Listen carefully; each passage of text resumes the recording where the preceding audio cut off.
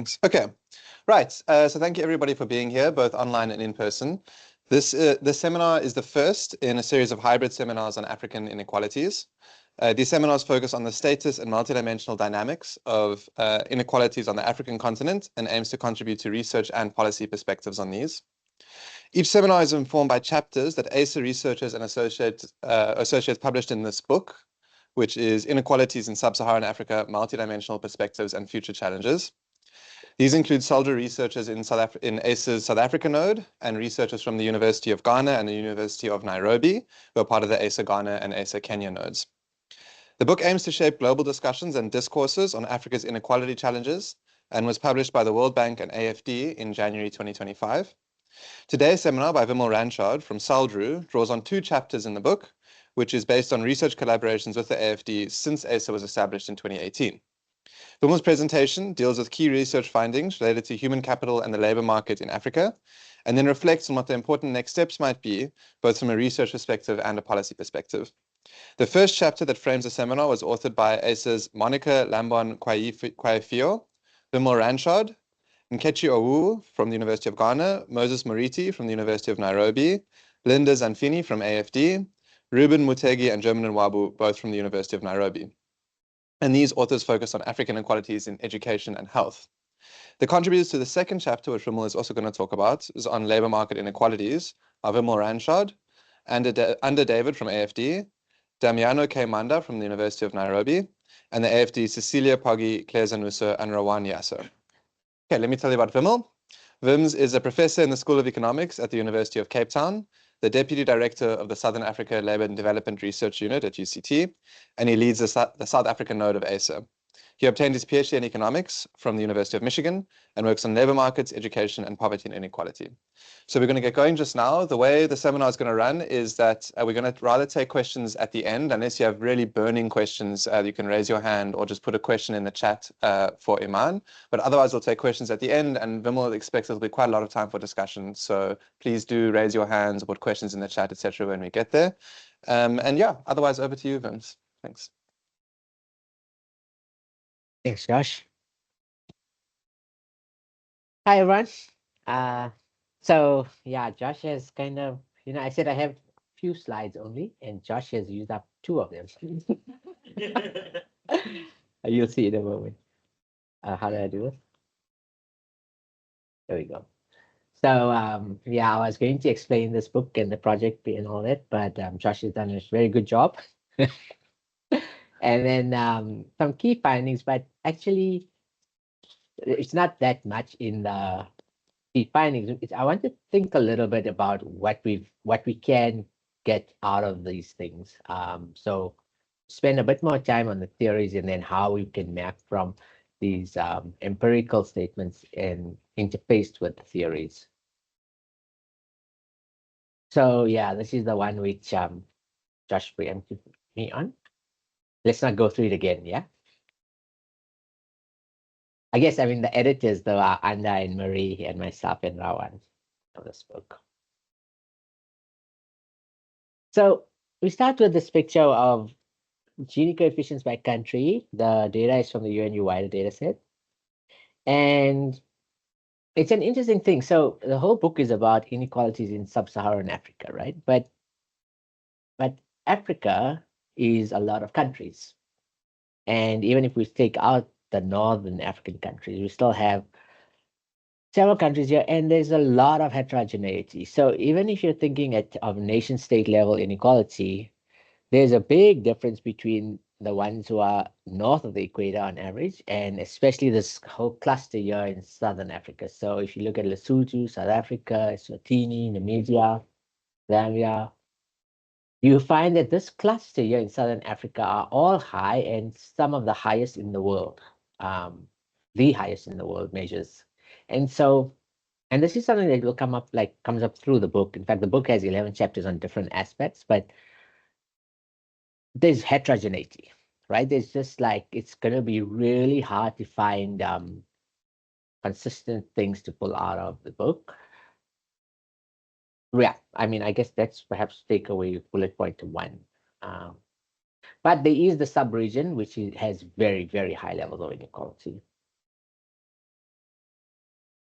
So let's start with labor market inequalities. And it's true in pretty much all countries that the labor market is a major determinant of both poverty and inequality. And that's true in Africa and true everywhere else.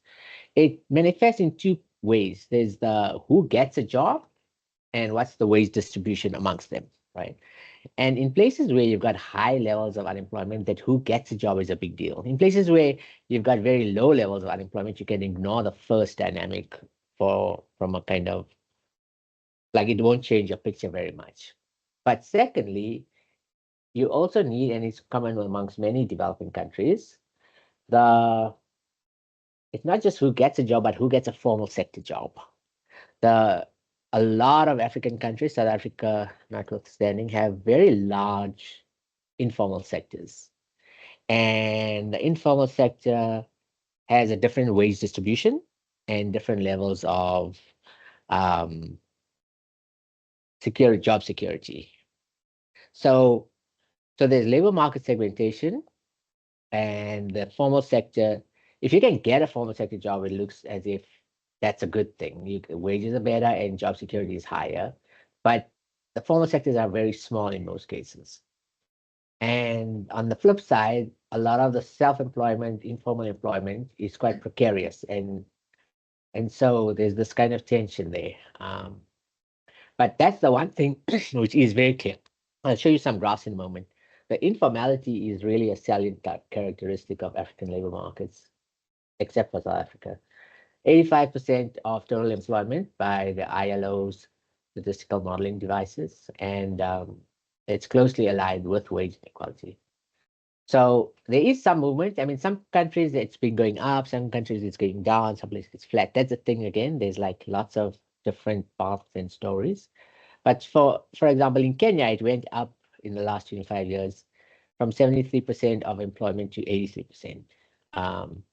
And then we did a shorter section on marginalized groups. We looked at, not we looked at, but we summarized. I guess that's important. The methods is, we didn't do any primary data work. This is all kind of reading and summarizing and synthesizing across other work.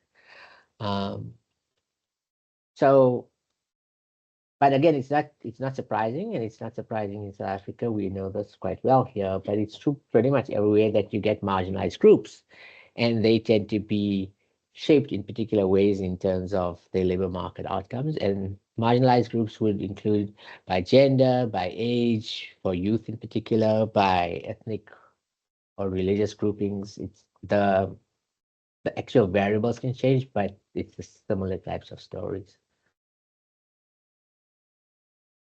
So here's a graph of unemployment rates using ILO data, and here's the sub-Saharan Africa one. Is that right? Yeah. So that's the world is Africa as a whole is not that different, but sub-Saharan Africa is here. Wait, these blues are tricking me now. Can anyone see certainly? Otherwise, I'm going to have to open my book. Sorry. I know we changed the color schemes here exactly for this reason. So there's nice colors in the book, by the way. Right, so it's yellow. The topmost one is yellow in the book, and that corresponds to North Africa. So North Africa has slightly higher unemployment rates, and Sub-Saharan Africa is the lowest one, even below the world, right?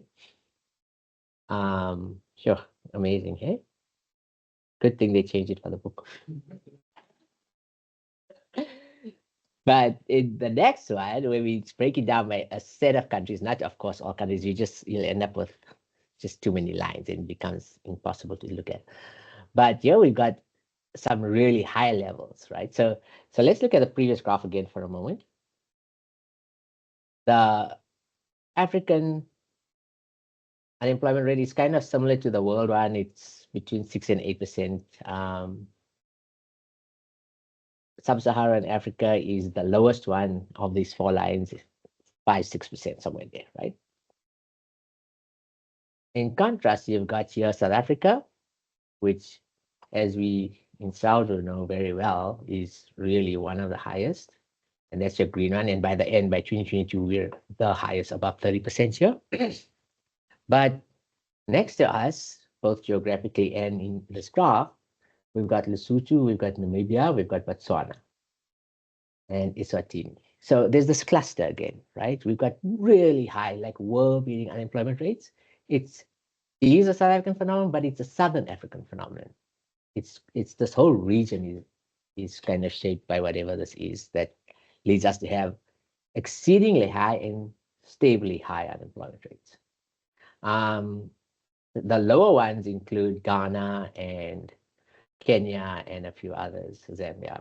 Zambia is higher, but not as low. I mean, it's not as high as the top group, but it's also higher than, for example, Kenya and Ghana. I mean, to put it also in perspective, like during COVID, when they had, the world was just like talking about the sky falling on people's heads, the US unemployment rate got close to, but never passed 10%. Just like think about that, where ours is 20% as our normal, right? And they really kind of got loads of funding released for emergency relief at that point. So it was like a crisis. Okay, so here's the other side of the story. So informal employment, again, we're using ILO data throughout actually. The top green line, the dark green line, yeah, is sub-Saharan Africa. And the one that's kind of parallel and lying next to with on top of the one very close is Southern Asia, right? The only one that's going down in a substantial way is Southeast Asia in the Pacific. But the world line, which is the orange line, is much lower. And then the Latin America and Caribbean numbers are even lower, but they're all above 50%. I mean, it's like they're high everywhere, but it's much, much higher in Africa, sub-Saharan Africa to be precise, and Southern Asia. And so this is kind of like the sparing of low unemployment rates and high levels of informality. That's one generalizable thing which we did take away from this. So when we looked at different groups, one of the things we can talk about are needs, which is not in employment, education, or training. This is on people, young people who are 15 to 24. And we see again that Southern Africa here has way higher than the world. The world has 3 points of this age group are neither in education or training. It's 10 points higher in Southern Africa and 10 points higher in West Africa. And then East Africa is very different, see? And then it's still way higher than Latin America and the Caribbean or Asia. So it's high. It's a global phenomenon again. Like young people struggle with finding jobs. Youth unemployment is higher than general unemployment. But Southern Africa and West Africa have substantially higher rates than average. So here we took again some countries, not all, and we broke it up by country. And of course, for me, I always look where South Africa in this graph. Does my cursor work? Yeah. And we're again relatively high, close to the top here. Burkina Faso seems to be a total outlier here. And then on the other hand, it's relatively low. It's still about 10% here in Tanzania, Cameroon, Zimbabwe, Malawi, Mozambique, Algeria. So these are not trivial, I guess. Even the lowest ones still have more than 10 points. But yeah, Nicola? Is it the ILO youth definition? Yeah. 15 to 24, I think. So even the smallest one is still pretty high, but it is way smaller than the very upper end here. Okay, and then with human capital in education, so again, it's the same story that you find so much variation, and we did that. That chapter is mostly written in terms of like case studies of few countries, so it's not even the whole setup. But what you can find is, perhaps not surprisingly, that there's socioeconomic inequalities, right? So poor people on average have worse access to healthcare, have worse outcomes, and they tend to acquire lower levels of schooling. And that's going to be true again in all spaces, I mean, in all societies. It's often correlated with, so like you can't separate it, it's often correlated with, coincident with spatial inequalities. So there's an urban-rural kind of gap, or the capital city and the other cities, or the rest. And sorry, that goes with lower levels of income opportunity and worse schooling and like not as good healthcare. So you can't just separate, but as a correlation, there is going to be a pattern, you see. There are some issues of, not issues, but patterns with gender dynamics, and in particular, you'll see labor market outcomes for women being not as good in terms of both employment and wages. And that would be tied to many things, including social norms, including who's doing the unpaid care work and housework, maternal and child health outcome. In some places, they managed to drop it quite significantly. South Africa does quite well in these measures, but then there's other places where it hasn't declined as much. So again, heterogeneity. There's one thing which is true, which is that tertiary levels of education. So, and there was historically meaning, 40, 50 years ago, a big push to get people to go to school and to enhance education. And so you can see improvements at the first level, primary schooling, and even at the secondary levels up to a point. There's still big gaps in terms of how many people go to college or to university and university levels of education. And so there's questions there about what these variations in access and outcomes. So inequality of opportunity and inequality of outcomes, but what these variations in access or eventual attainment would have on mobility, social mobility, and intergenerational persistence. So, okay, so now I'm done with our book, right? I'm just kind of moving on a little bit. So this is a graph which I'm sure many of you have seen. Well, many of you who have come to my seminars before have seen or have been in my classes. And it's a model of persistence. So we're thinking of a dynamic model where you might have high levels of inequality, which can lead to a stable, steady state. So let's start with here, the bottom group. We've got household, and there's a set of households in the distribution. And what happens if you already have a highly unequal society like South Africa or Namibia or Lesotho, etc., then so it's not thinking about how we got there. It's just saying, let's say that right now we find that. Then what will happen is you've got very different backgrounds and resources by family background, which would then shape who gets access to schools. If you're thinking of a 1-0, you have access, you don't, or you can make that a gradient with quality of schools and who gets access to the high quality schools, right? So the inequality at the household level interacts with the stratified education system.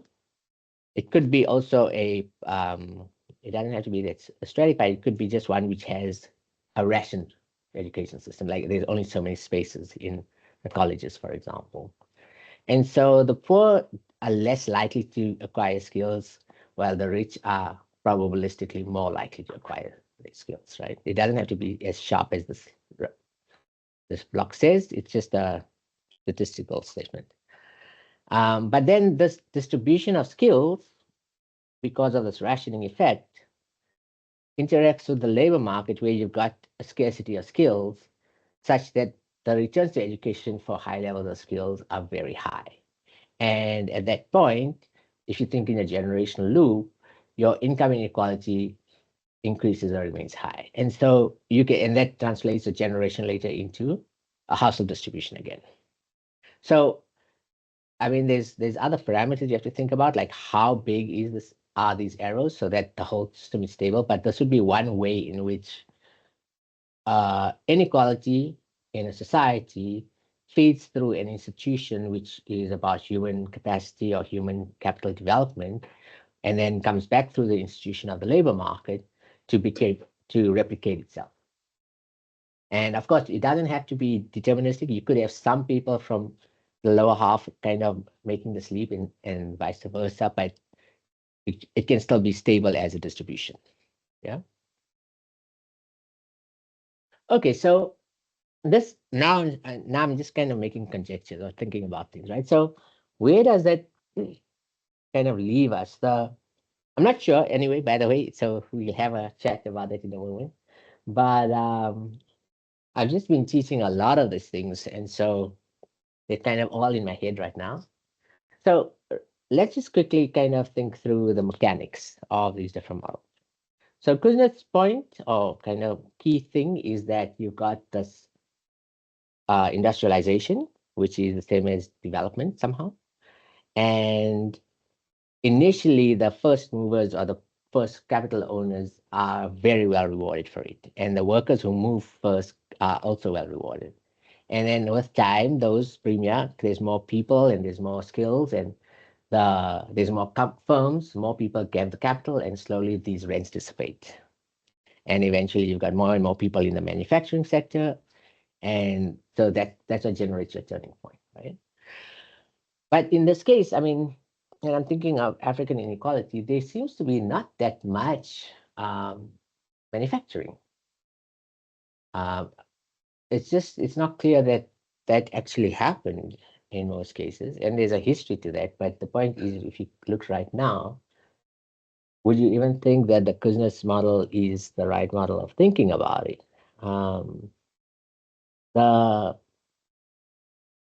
So of all these models, I mean, I don't want to get into all of them, but there's technological change, right? Like one of the forces in the last 15, 20, 25 years, 35 years now, would have been like an increasingly connected global space, both in terms of products and supply chains and capital formation. And like Milanovic has pointed out that this massive globalization, which really changed who's doing what, allowed winners and losers, of course, but it allowed places like China and then later India to really kind of integrate with the world economy, where you can see the global distribution of income has shifted in a way which has reduced global inequality, right? So just global inequality meaning you think of the world as your unit. You don't think of a nation state, you think of the world, right? And as they get richer and richer, then the question is, so, okay, at some point, there is no longer that cheap labor, or maybe there is, but it can't carry on ad infinitum. And he talks about, and then Indonesia got integrated in Vietnam and a few other places, but it's not so clear this is just like a dynamic process which eventually will get here, or what? Like, why hasn't it come here? It can't be just about cheap labor.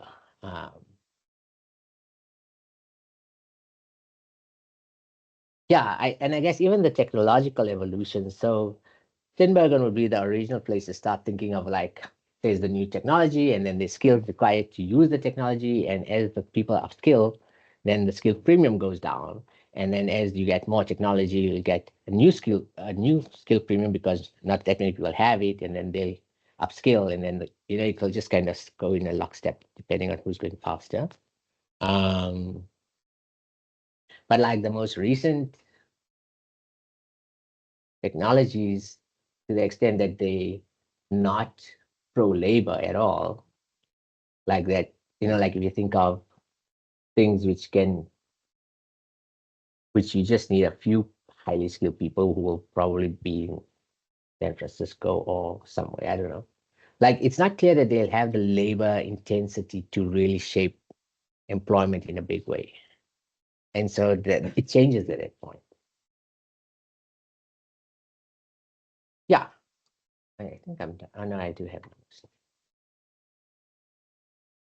Okay, I've been already reflecting a lot. One of the key consistent statements, though, that I've said from the start, and it is true, is that you've got this large informal sector. which is very different, at least from your OECD type countries. And that has a few different implications. The first is your tax base is smaller, and that in turn has implications for what you can do under your fiscal envelopes, both in terms of infrastructure spending or social policies like health, education, or just directly into grants and social spending. It also has less effective regulation. But on the other hand, and this is one of the things which is in the book made quite clearly, that it's not so clear that this is a bad thing, actually. We remain quite agnostic about this, simply because A, well, what's the alternative? But B, at least in some places, there is evidence that the informal sector acts as a kind of useful stepping stone for people to acquire skills, acquire networks, and move. Like it's part of a lifetime mobility is facilitated by this intermediate step in the informal sector. So a lot of young people end up in the informal sector there. So yeah, I mean, I don't have much else. The big questions are, rhetorical. But the population growth one is interesting.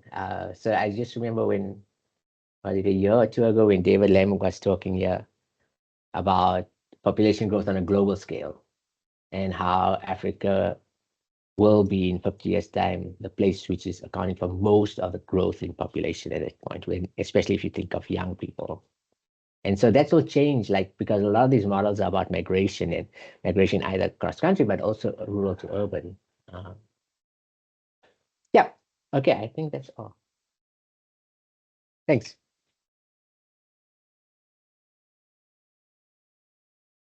So if people have questions online, will you please write them in the chat? Or I guess, can people speak from online or no? Okay, so if people raise it, if you want to speak online, will you raise your hand, and then Iman can tell me, and then we can unmute you. Otherwise, if everybody's got questions here, please raise your hand and I'll bring the mic for you. Otherwise, I've got a question to start with. Yeah, so Vims, so I think that's really, I'm very interested, particularly in the Southern African distinctiveness, because in South Africa, a big policy question is why we have such high unemployment, of course, but it doesn't seem to be that people often say, what is distinctive about South Africa that is also common to Namibia and Botswana and Swaziland and Lesotho, but which is different from the rest of the world? So I'm interested in that, whether there's something you've thought about. Is it like the kind of colonialism? Is it about social security systems? Like what can explain the high unemployment and high inequality in Southern Africa? Yeah. We could take a few questions Ariane. Thank you. Thanks, Vims. That was really lots to think about. I suppose one question adding on to Josh's is, so if you've looked at all these different countries, are there any that have managed to shift the situation, right? So labor market as one of these determining factors. Is there an example of where things have shifted, whether it is by seeing facilitation of the informal sector that then becomes a stepping stone? We know that that's not necessarily the case in South Africa, right? So yeah, are there examples where we've seen a shift, and do we know what has created that shift?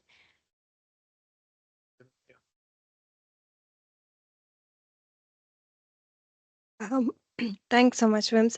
I guess two sort of connected questions. One is in terms of the informality ladder story of people moving from this acquiring skill is increasingly empirically breaking down for developing countries, right? And connected to that is the aspect of what you said about labor surplus, where, why isn't, let's say, people moving to, technology, capital moving to, let's say, these other sub-Saharan African countries. But labor surplus as a category is something that can always be made surplus. It's probably not an absolute category, but a relative category. You can always have more capital intensive technology.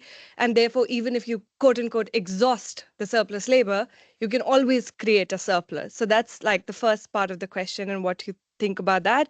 And second, I think broadly in terms of just the amount of labor surplus available in the world, and it's continuously being made surplus, linking that to your development theories, are we at a point where we can afford to think about industrialization, industrial policy and progress to at all resolve the labor question? Or is labor question completely distinct from it and we need to just think of it in distinct terms or in more or less distinct terms? Thank you.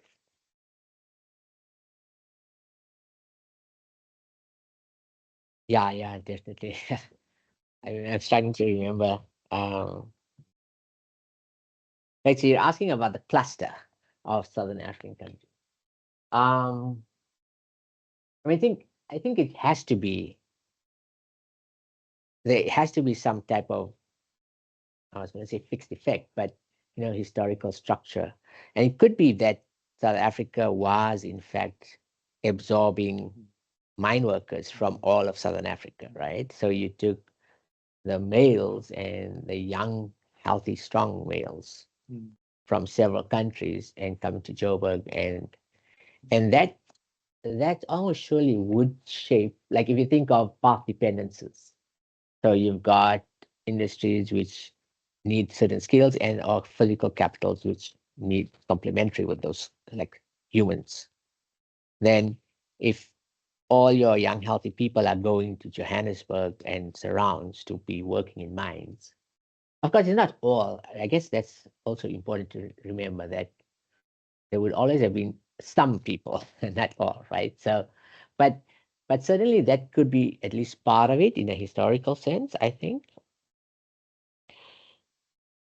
The second is like, I mean, going back to these theories like, Lewis or Aristodara, they're thinking of domestic policy, like domestic development. And you've got this migration or this capital formation domestically. And maybe, and that's just because it's convenient to write a model like that, right? But at some level of integration, the unit is not a nation state, the appropriate unit of analysis. So it depends on, I guess, I mean, that's worth asking, like at what level of coordination, because if you had at the time, like again, thinking historically, you had, these were all British colonies. So you had Zimbabwe and Zambia and South Africa. And to the extent that they were all being kind of correlated behaviors through possibly Britain, then you can have a lot of similarity in the end. Namibia, of course, Namibia was controlled by South Africa for a long time. And Lesotho, I mean, they were independent politically in theory, but economically not at all. Right? So I guess, I mean, you could try, but it's almost like, what would be the falsifiable alternative in such a narrative? It could make sense, but is there anything testable in there? Ariane, I remember what you were asking.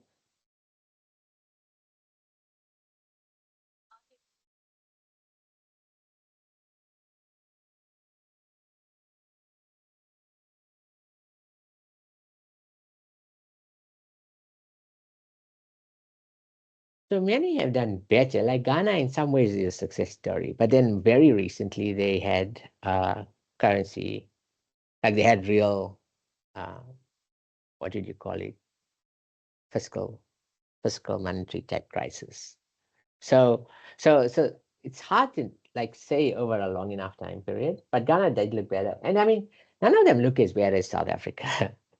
We can say everyone worries about inequality and widening inequality, but when I go there, it's both true statistically and like if you're walking around, they don't have an inequality problem, nothing like what we have. Like it's just so far from ours that it's all relative in the end. And I don't mean that in a just like teenager way, but like what we think is high. So, and in fact, it's so funny, not funny, but with my class this morning, we were reading these long-term evolutions of inequality and looking at any number of European countries, so OECD countries, the US, the UK, Spain, more than a dozen, their peak inequality, like over more than 200 years, like peak ever, including aristocracies and things, is still lower than South Africa's inequality, right? So they've never ever got into our levels. It depends how much you trust those old data, but still the fact that none of them ever get beyond 0.6, and we haven't gone below 0.6 in the last 30 years. It says something, no?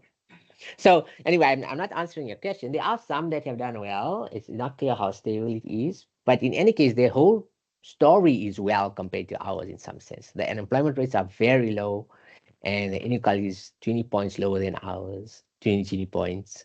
And what is still true, though, is that pretty much all are kind of dependent on extractive or agricultural or natural resources. So there's not that much outside of South Africa and maybe Nigeria who can say they've like gone beyond what's going to be potentially volatile crops or bound by natural resources.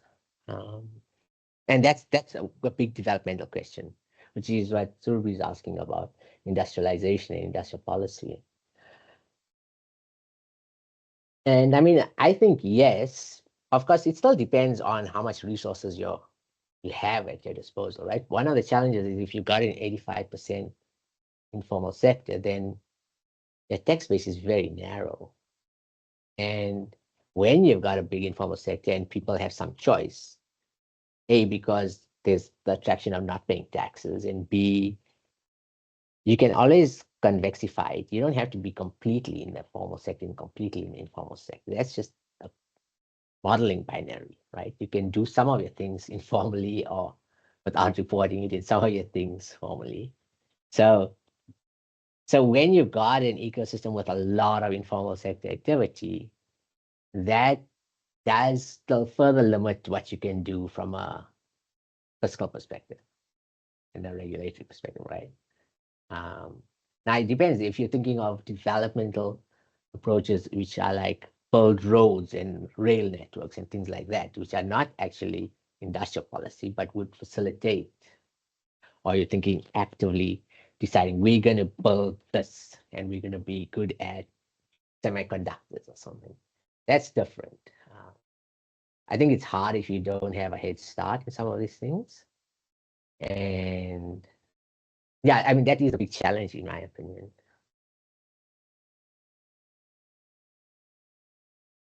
All right.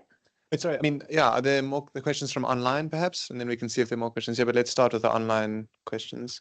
Are you going to read them out? Yeah, thanks. The first question is, can you please say more about the difference between who gets a job and what they are paid once they are in employment in Southern Africa? Specifically, did you find anything interesting around pay differences once you have a job beyond the gender pay gap? Would you like multiple questions, or do you want to go one at a time? Can I look at them? Yeah. Yeah, you could.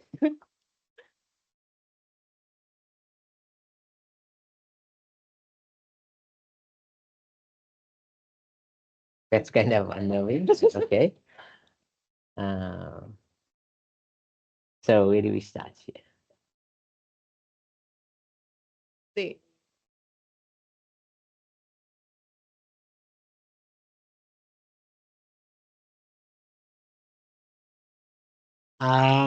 So this question wasn't specifically, I mean, not the question, but our study wasn't specifically about a country. And so the answer for this is no, sorry, but the differences between who gets a job and what they're paid once they are in employment. Yeah, job finding is something, there's quite a few studies for South Africa, not Southern Africa more broadly, but South Africa. Who's done work on this? I guess, I mean, Rulof, Berger, and Patrizio, and Martin Abel did quite a bit on this. And then Rob Garlick and his co-authors have done work on this. So you could look into that, I guess. But certainly we didn't include any of that in this book. Large informal sectors, where it functions well in terms of tax revenue collection. We are not going to change the informality, certainly not. So how can we work with it? Yeah, this is a great question. I think this is the key, the pragmatic question, actually, that you, in places where you've got large informal sectors, where you've got the narrow tax bases, what would be best practice? So you can't have like deep social safety nets because your tax base is going to be so small. But there's also these dynamic questions of, can you incentivize or bring people in or bring enterprises in to the tax system, and how? And I mean, this is why sales taxes are often pushed forward, because at least with something like VAT, to the extent that it interfaces between the formal and informal sector, you can get part of the tax revenue. But this is something better left for a public finance economist, and I'm not a public finance economist. Modest, is it modest? Yeah. This emojis are annoying.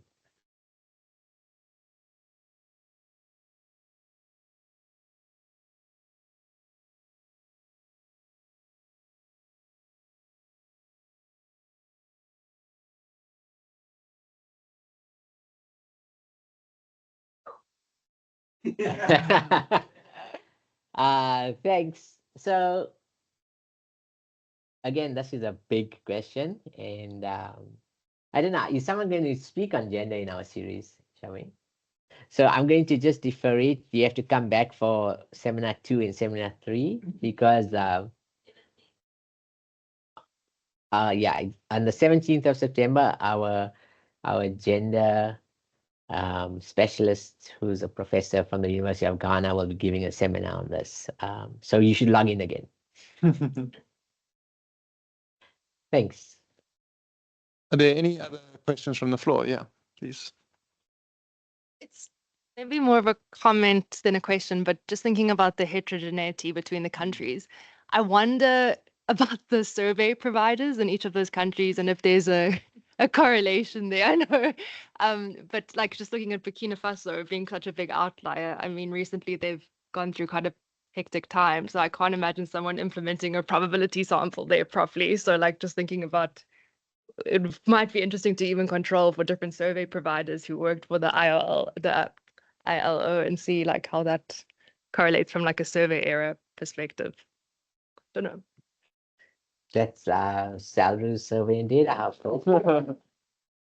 Any other questions from the floor or online? Another online?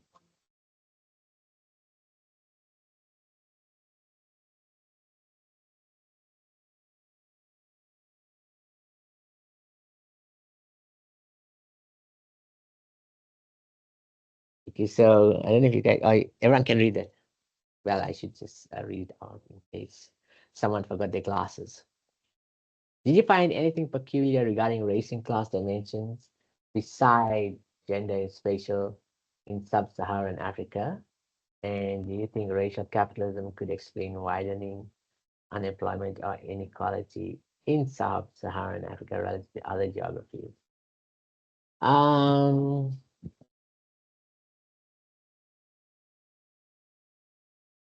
Yeah, this is, I don't know.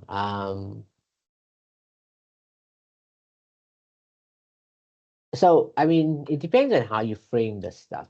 And, you know, like in all societies, there's groups. So in inequality studies, we wouldn't generally use this phrase racial capitalism, but we can think of, and that's what you do find, is horizontal inequalities. So groups, like I said, could be defined by anything, but it could be caste, it could be race, it could be ethnicities, it could be religious groupings. And what you do find is that there's often horizontal inequalities, and especially if you've got like different shares, so majorities and minorities by these groups. So it could be part of it, but again, South Africa is extreme. So like one of the things which Murray and others have done is look at racialized inequality in South Africa. And one of the things you can do is you can say you've got aggregate inequality, and how much of that is because of the inequality within the 4 groups or 3 groups, however many you have, and how much of it is due to, statistically speaking, due to the difference between the groups. And you can break it up into these components. And the South African one is just completely off the charts relative to pretty much any other place you look at. So you find it everywhere, but the magnitudes here are extreme. And I mean, it's an interesting question, Marie. I don't know, but like, is Namibia as extreme as ours? I think it is. Just by the way, not part of this book, but Muna and I and Hajira and some others just finished a project for the ILO on inequality in the labor market there. And I mean, it's so easy to see that Namibia is shaped by and historically was treated as part of South Africa. It's incredible. Do you know, let's get Marie, do you know of other work in the region?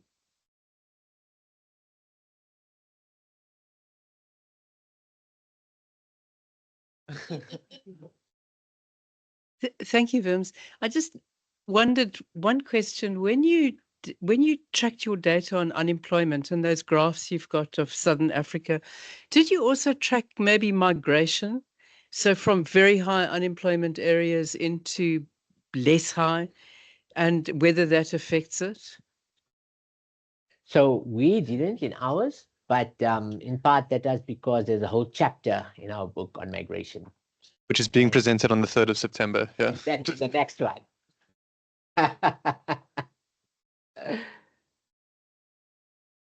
Hey, Wim. Hello. So it was interesting in your first, I think it was a map of inequality of Gini coefficients, right? And it was interesting to also see Angola in, you know, most of the other countries were the ones you spoke about in terms of high unemployment and linked history to South Africa. Angola, of course, also has some links, but it's not in the same kind of labor catchment area we think of. Exactly. And I guess in general, through your talk, there was this correlation between these high unemployment countries and these high inequality countries, and you're kind of drawing this link that basically that the informality helps to close a lot of that inequality gap. And that, it just seems to me that that's maybe something that one could look into a bit more, or try to at least, you know, like how much can, I suppose, just this labor market side, how much can informality and people having informal livelihoods close the inequality gap, as opposed to people being unemployed and just depending on transfers from family and things like that. But then you have other cases, maybe like Angola is a good example where, you know, thinking about these other drivers of inequality as well.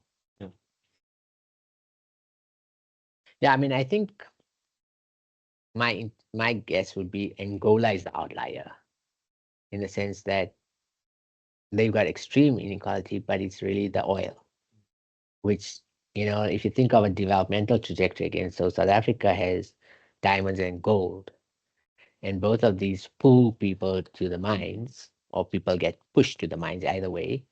But you get a whole process of, so like all these developmental models talk about what happens in the cities and the push for rights and the collective bargaining and labor formation. But oil is different because it's highly mechanized and you won't get masses of people for that. So in some ways, if oil is your starting one, it can facilitate a much stronger resource inequality then. That's how I would make sense of it. But yeah, I'm happy to chat all this. Marie? Are there no more questions? Are there any more questions that people want? Maybe we can ask more questions. Can I? It's just a few. They're comments rather than questions, but they just to say that, you know, I think the book opens up the challenge of analyzing African inequality as in an African society. So like the stats that Vim's put on the table about these economies being 80+% informal. It's a challenge, and I think we do better at raising all of these issues than we do at closing them down. But we don't need to feel too embarrassed about that, because, for example, the issue about Southern African exceptionalism, with its extreme, it's a very live, huge issue of discussion in contemporary economic history, of trying to analyze the roots of inequality, etc. And so books have been written that pushed very hard on the mineral extractive idea as the sort of answer to the question, and they just didn't completely succeed. It seems to be that where Serbia was pushing us a little bit, that you have to be more subtle about the extractive nature of long-run development. Somehow we land up with very high inequality, but it's not just the mineral aspect. It's completely related to the way where African economies were articulated into the broader development. But anyway, that's a challenge to all of us, right? That we ACEIR will try and organize a seminar from this economic historian Jutta Bolt at Groningen, who's written on this quite extensively.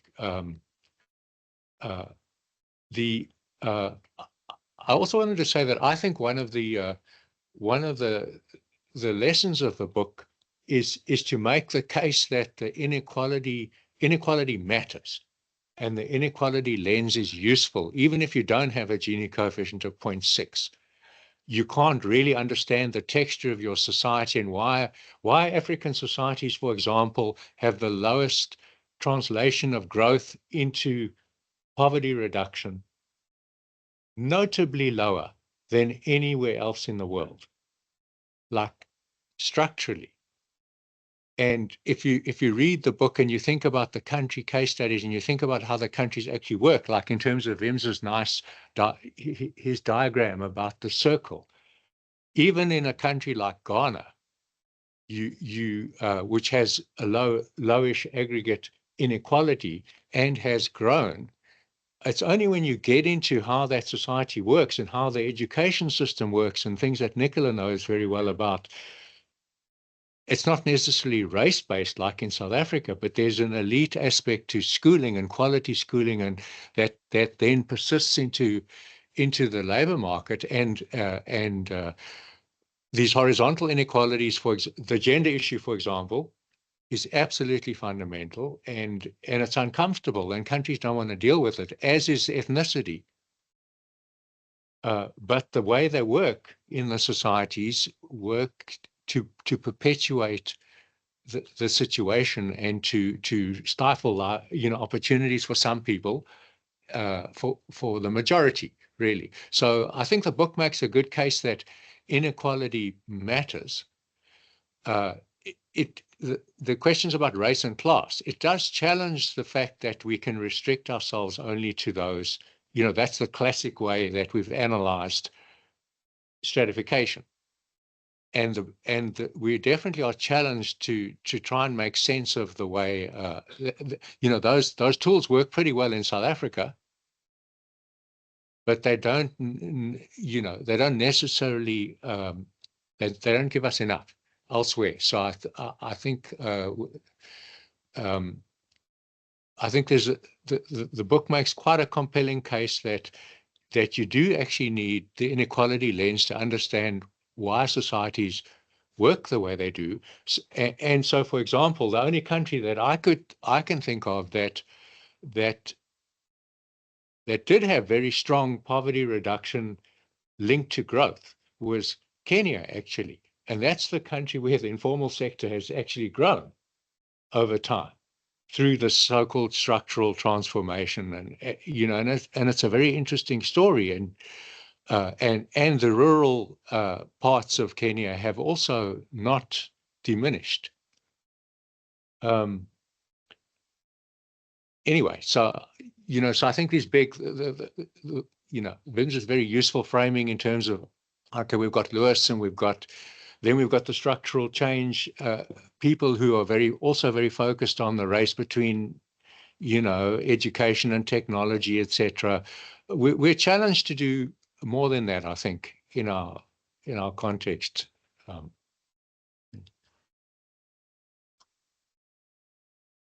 You have any Great. Thank closing you. comments?